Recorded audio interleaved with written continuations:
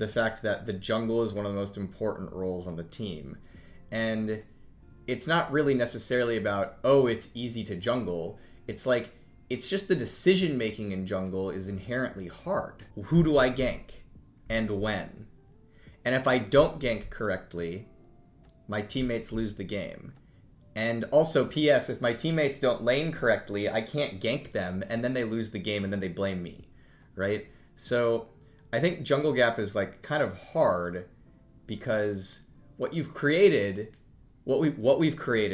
is this role that has influence on every single other lane, and it's very important influence. Like lanes are often dependent on a jungler to some degree. And a way to describe this is, this one's harder to understand if you're low MMR, but imagine you're playing mid lane, okay? And imagine how you play that lane, okay? You're farming, you poke the enemy, things like that. But one thing you're always playing around when you're playing mid lane, if you're thinking about it, is the enemy jungler. And so as an example, let's say the enemy laner is low, and you're like, ooh, I could maybe kill them if I take a risk. And then you think, but what if the jungler is here, right? And so in that moment, you don't necessarily kill them. Or what if you have identified that the enemy laner is just a bad player, and you're like, oh, this person is bad. I can bully the heck out of them if I just move in front of the minion wave. But then you're like, well, wait, if I do that, I'm open to a jungle gank, right? And so basically, just the existence of a jungler in the game applies pressures to a lane that without that jungler would be way different. So like one of the ways I noticed this and actually learned this was playtesting League of Legends with my coworkers.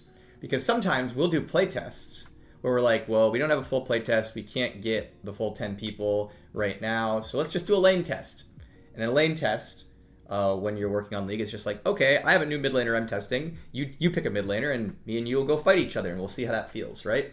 And that's fun. That's a good time. But one of the things those lane tests have that goes on with them is that there's no jungler. And that means when you're lane testing at someone, it's like actually possible to play way, way, way different, because without a jungler in the game, you're going to be pushing your advantage the whole time. You're going to be like taking advantage of every little thing your opponent does, applying so much pressure because there's nothing to keep you honest, basically.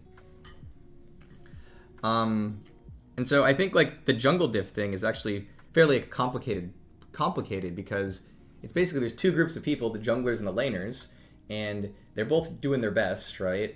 And the jungler has a lot of impact on the lane, but also needs the lane to work with them. Like you can't just gank a lane for free, right? Depending on where that laner is and what they're doing and where they're pushed up.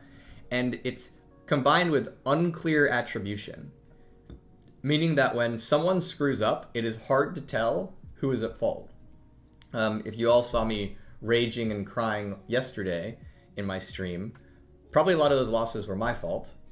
I felt like a couple of the losses were the jungler's fault, but it very well could have been the case that those losses were also my fault, right? And I just wasn't playing correctly around the jungler to accommodate them succeeding, right? And so, whereas in my mind, a couple of those games were jungle diff.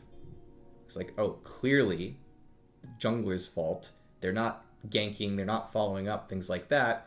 It's very possible that a lot of those games, a number of those games that I thought were jungle diff were August diff, support diff, I'm bad diff, right? And that is one of the challenges with the jungle role and whatnot, is that there's this constant tension between the junglers and the laners, and it's really easy to blame the other role, and it's very often difficult to know who is truly at fault, which it's rough. Mr. September, I saw a short of yours, how Riot thinks it's rare to have a dash interrupted by stuns, then when it's the case, there needs to be a strong reason. Why does KE fall into this? It feels really odd that even silences can stop her moving. KD falls into this because she has 650 basic attack range. So basically, one of the things that makes Caitlyn fair, given that she has 650 basic attack range, is she doesn't have a very good dash. Compared to, say, like a dash like Ezreal's or Tristana's or whatever. And so basically it's like part of her strength weakness profile that because she is so incredibly safe in the early game with that level 1 range, one of the ways she is tuned to be more fair is her E is interruptible and stunnable and things like that. And so it's basically like, And like as a comparison to like give you like kind of like some comparison to other characters, a lot of characters with Caitlyn's range don't have dashes at all, right? So like I thought of giving Senna a dash. That was determined to be illegal because Senna has a very long range. Jinx and Jin, never once did I even want to give them dashes, partially because of how incredibly long range they are.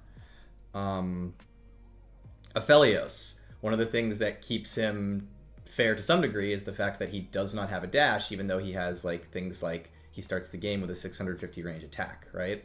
And so having a dash at all is very, very, very powerful, especially on characters with very long range. Doesn't mean we can't do it. Caitlyn does have a dash. Tristan has an incredibly powerful dash, right?